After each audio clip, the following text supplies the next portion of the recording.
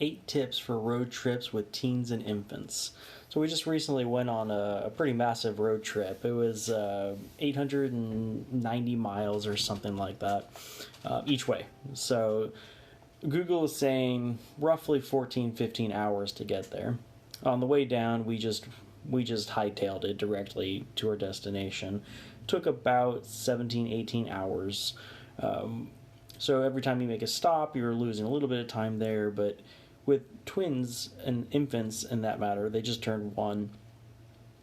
There's just so many little things that you have to stop for, which you wouldn't necessarily think of. This is our 3rd trip with the twins, I think, maybe 2nd, in terms of road trips. So we're kind of learning along the way on what to do, what not to do. So these are my 8 tips for road trips with twins. Number 1, Ziploc bags.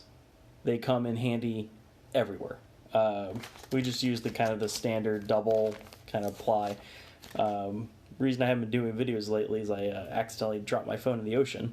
But if it was in a Ziploc, it would have been totally fine. So it's something you kind of learn along the way, right? But I mean, they're so handy for snacks, for belongings, for anything that doesn't need to get wet or shouldn't get wet.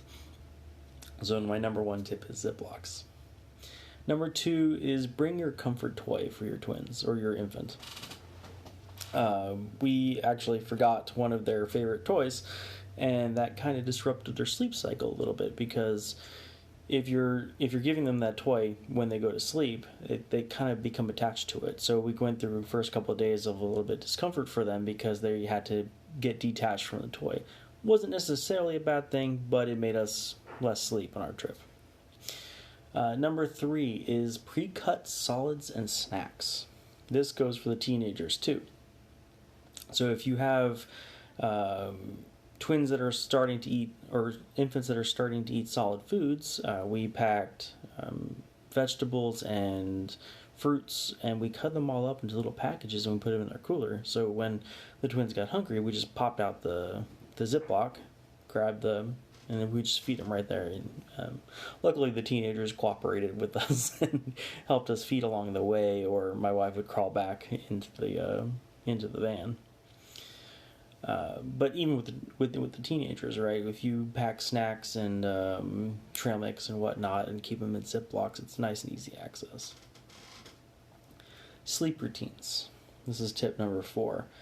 So on any trip, your sleep always gets disrupted in some form or fashion. But if you can keep your infant on that same kind of similar sleep cycle, whether it's shifted up or shifted down a little bit, but kind of keeping that in general vein of your sleep cycles, the twins especially, if they get off a little bit, they get a little cranky. But if you can keep that same sleep cycle, your days are a little bit more pleasant. And the rule of thumb is better sleep during the day, better sleep during the night. And obviously in a car that gets a little bit hard, but you make it work. And I think my biggest tip is flexible expectations. There's so much around this one. Whenever we're doing a big trip, I always like to plan just the highlights. And the reason for that is if you plan every moment of every single day and just jam-pack it with stuff along your trip, you tend to get lost in the doing of the task list rather than the doing of the living. What I mean by that is your anxiety goes up, your stress level go up. Oh, we got to stop doing this so we can go do this because it's the next thing on our list. And if we don't do that, we won't be able to get to the third one. Breathe, right? Just breathe. It's okay. You're never going to hit everything you want to do on a trip. That's the cool thing about trips, right? You get to go back. So kind of just, if you plan like the major little highlights and leave the rest of the time open. Because if you leave that time open, you're going to meet more people, you're going to find cooler things to do. Because you can do research online, but without talking to locals, you never know what's really cool to go do. But if you pack all your time, right, then you feel obligated to do that, and that just creates stress and anxiety. And the whole fun of going on a trip is to kind of get away from all that stuff. So plan for the highlights. And then don't get disappointed if you get off track. So often the time we plan our highlights and we're like, well, we just found something cooler to go do anyway, so we're going to scrap our entire plan for the day. Like we were driving and we saw a really cool battleship. And, you know, the teenagers are into the war history and stuff like that. So we're like, okay, well, why don't we just stop there? You know, because we didn't research it, we didn't find it. So it's like all these little things kind of pop up. And if you plan too much, you kind of lose out too. And then this is kind of more of a life one, but it really applies to trips. But if you cherish all the little small moments, because everything is a small moment. For the twins, right? It was the first time turning one, well, only time turning one. Going to the beach, first time seeing sand, first time swimming in the water, first time swimming in a pool. All these little things just kind of build up. First time eating cake, because we're not big sugar people. So when they turned one, we allowed them to have some sugar to celebrate. So there was like a ton of firsts on this trip, and without spending the time to actually enjoy those little tiny moments, it kind of gets lost.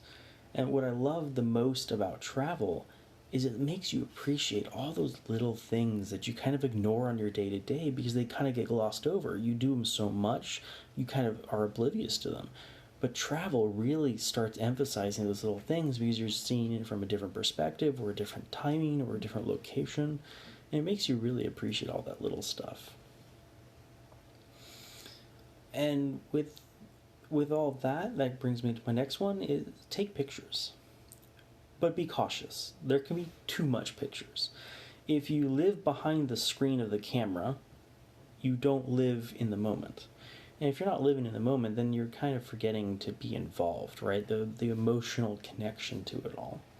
So take enough pictures that you're going to be able to remember it and show somebody else, right? Of, oh, look at these cool adventures.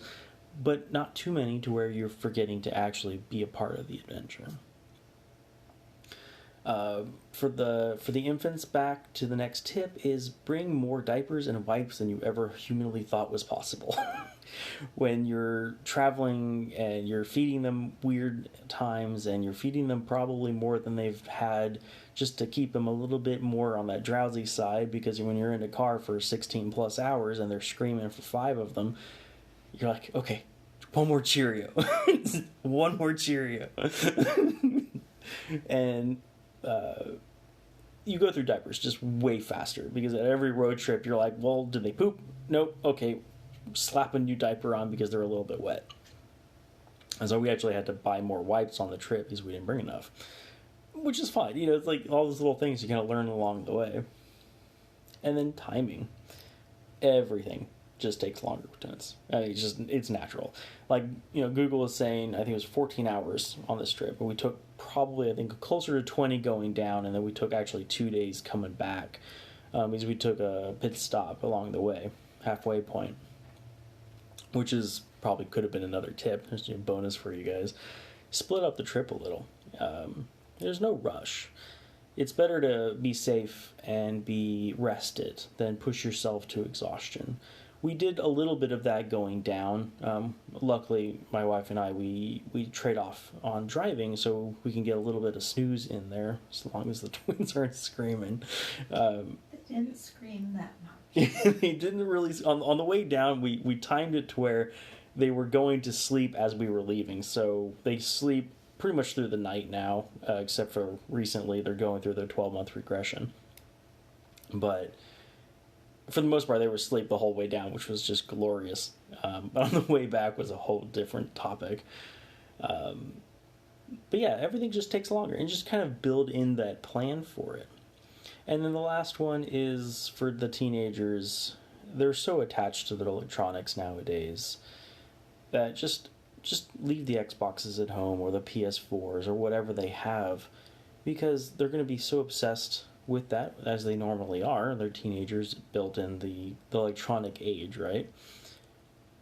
But if you can break that in them, in that routine that they're having of playing games 24/7, they can really start reconnecting to what's important. There's a great videos out there and research around dopamine addiction, and just go watch them. I'll probably do another video just solely on that, but it's really kind of an interesting topic. But it kind of allows them to reconnect with the family and actually appreciate the vacation, because if they're so attached to their games, they're going to completely ignore what's important about the vacation. Hope you enjoyed these tips for today, and apologize for being offline with my phone being dropped in the ocean. I lost my recording device, which brings us it in your pocket. which is why ziplocks are so important. I got so excited about taking the twins in the ocean, I just totally forgot to take my phone out of my pocket. So Dropped it in the ocean. dropped. But yeah, so hope you enjoyed these tips. We've got so many more than this. Send me a message if you'd like to learn more about our experience with twins on the ocean and the pool and all that stuff. And cell phone replacement on vacations. That was an experience in itself. Hope you guys enjoyed. Love you guys. Talk to you later.